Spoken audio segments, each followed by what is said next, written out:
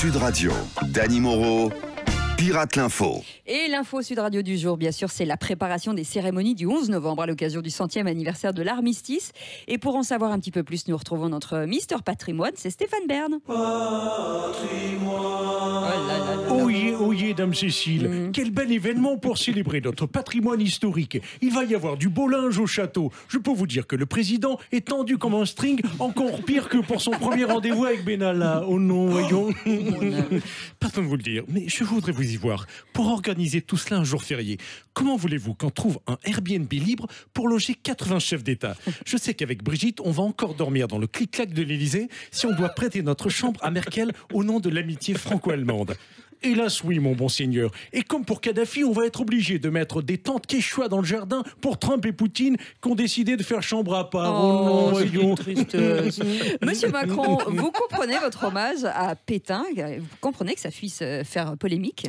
Il n'y a pas de polémique, Victor. Après mon itinérance mémorielle dans l'Est, cette fois je suis complètement à l'Ouest, avec des raccourcis historiques. J'ai confondu le maréchal avec Édouard-Philippe Pétain, qui porte des chemises Vichy, mais qui est en bon soldat, puisqu'il va continuer à défendre la CSG à la force de sa baïonnette. Ah oui, quand même. Au final, monsieur Macron, cette semaine de commémoration aura été chargée d'émotions, non? C'est exact, patatrac. J'adore quand tu m'appelles comme ça. Verdun, Charleville-Mézières, l'Alpe d'Huez, Maubeuge. Ah oui. Avec mon itinérance mémorielle, moi, président Macron, j'ai été plus que jamais au contact des Français et je souhaite leur dire à tous qu'on peut arriver... Je te parle pas de la CSG, hein. Itinérance mémorielle d'un enfant gâté. Vivement que ça s'arrête. Et c'est le moment de retrouver notre ex-président préféré, c'est François Hollande et ses bons plans de week-end. Oui, bonjour à tous. C'est moi, Ah bah oui, on sait. Normal le Hollandais. Ce week-end, dans les bons plans chiants de Fanfan, Il faut. je suis invité au salon du Made in France. D'ailleurs, je préfère dire le MIF. Oui. Le MIF. MIF, ça fait nom de maladie sexuellement transmissible que tu chopes après que tu sois tapé une MILF. Oh, François, arrêtez, s'il vous plaît. Oui, j'ai les preuves. Emmanuel, arrête avec Brigitte. Arrête. Oh, c'est pas vrai. On parlait de bons plans, là. Vous pouvez y aller, oui. Vous savez, c'est important d'acheter français. Ouais. D'ailleurs, pour reconnaître un produit made in France, rien de plus simple. C'est celui qui coûte toujours le plus cher, mais qui tombe le premier en panne. Oui, c'est ça. Tiens, voilà justement un exposant du salon Made in France. Approchez, Badaud et Chalot. Moi, Et voilà. Arnaud de la Montebourg, je commercialise un produit dont seule la France a le secret de fabrication, la French Loose. Ah ben voilà. Avec la French Loose, comme moi, vous planterez tout ce que vous entreprendrez. Politique, ministère du redressement productif, primaire socialiste, vie personnelle. Attendez, grâce à la French Loose, moi j'ai quand même planté Audrey Boulevard et Aurélie Filippetti. Ça c'est vrai. Et un copieur j'avais déposé le brevet le premier. Bon allez, je me casse. Ce week-end, je suis invité d'honneur d'une grande manifestation sportive dont je suis le champion toute catégorie depuis des années. Ah bon, laquelle? Quelle discipline? Le championnat du monde d'échecs. Et comme chaque vendredi, on retrouve le top de l'actu en chanson. Et on démarre avec le nouvel album de Patrick Bruel, qui est l'album de la maturité. Car désormais, Patrick, bien sûr, peut tout chanter, comme un sujet de la jeune Asia Bibi, condamnée pour blasphème au Pakistan. Asia Bibi, fatwa sur cette fille. Ya Bibi, Asia, blasphème débile.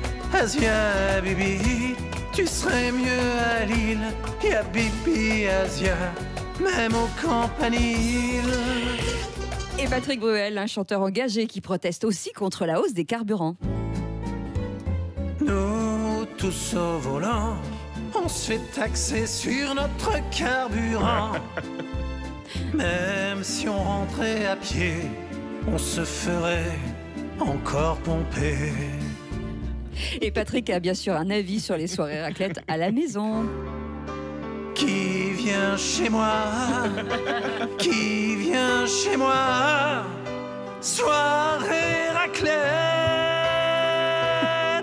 Les gars, je prends les patates, la charcuterie. Prenez le fromage, pas du kiri. Mais Patrick Bruel, c'est surtout un chanteur qui anticipe le retour de la gastro en France. Je trouve pas de smecta dans le tiroir. Et je sens que ça coule dans mon falzar. Je sais bien que je suis au lit, mais je vomis quand même. Mon Dieu, mon Dieu, mon Dieu. J'attends la fin. Je suis blême. Merci Patrick. Et pour conclure ce top de l'actu, on retrouve le président Macron qui évoque avec joie son nouveau surnom. Dur d'être Bibi, dur d'être Bibi. Je m'appelle Macron, j'ai 40 ans et je suis cuit. Dur d'être Bibi, dur d'être Bibi. Hausse des prix, c'est pas moi, c'est Bibi qui gère ça. Le pays s'en sort pas, c'est Bibi Benalla. Je suis Babi, ni tata, ma bribri, elle aime pas. Pour le boulot, t'en fais pas, y'a Bibi Pôle emploi. Oh là là là là, c'est dur d'être un Bibi. Oh là là là, c'est dur d'être un Bibi. Dur d'être un Bibi. Dur d'être un Bibi. Dur d'être un Bibi. Dur d'être un Bibi. Bravo Dany Moreau. Et bien sûr, j'en profite pour dire un grand merci à Mario Santangeli pour la réalisation musicale, à Natacha pour les chœurs, ainsi que les co-auteurs des textes de Dany, Raphaël Vaubin et Éric Zaccaron. Et Dany qu'on retrouve bien sûr lundi matin et en podcast sur sudradio.fr. Restez avec nous.